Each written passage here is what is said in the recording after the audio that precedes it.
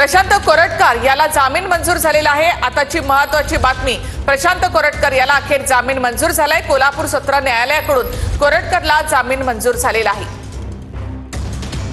कोरटकरला याआधी पोलीस कोठडी आणि त्यानंतर न्यायालयीन कोठडी देण्यात आली होती। कोल्हापूर सत्र न्यायालयाकडून अखेर कोरटकरला जामीन मंजूर झालेला आहे।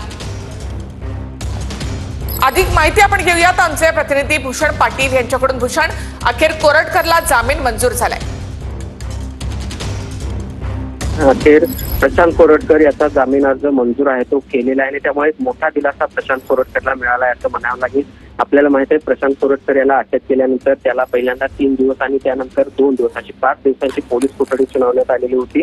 त्यानंतर न्यायालयाने त्याची न्यायालयीन कोठडीत रवानगी आहे ती केलेली होती आणि त्यानंतर त्यानं केलेल्या अपिलावर आज जिल्हा सत्र न्यायालयामध्ये सुनावणी 2 दिवसापूर्वी पार पडलेली होती आणि त्यामध्ये सरकारी वकील असतील, त्याचबरोबर सौरभ घाट हे प्रशांत कोरटकर याचे जे वकील आहेत त्यांनी देखील बाजू मांडलेली होती आणि या दोन्ही बाजू ऐकल्यानंतर आज याबाबत निर्णय होईल असं न्यायालयाने सांगितलेलं होतं आणि अखेर न्यायालयानं जामीन मंजूर आहे तो प्रशांत कोरटकरचा केलेला आहे आणि त्यामुळे नेमक्या हा जामीन अर्ज मंजूर करताना काय अटी घातलेल्या आहेत हे काही वेळात स्पष्ट होणार आहे। निकाल जो काही ते केलेला आहे न्यायालयाने। थांबवते।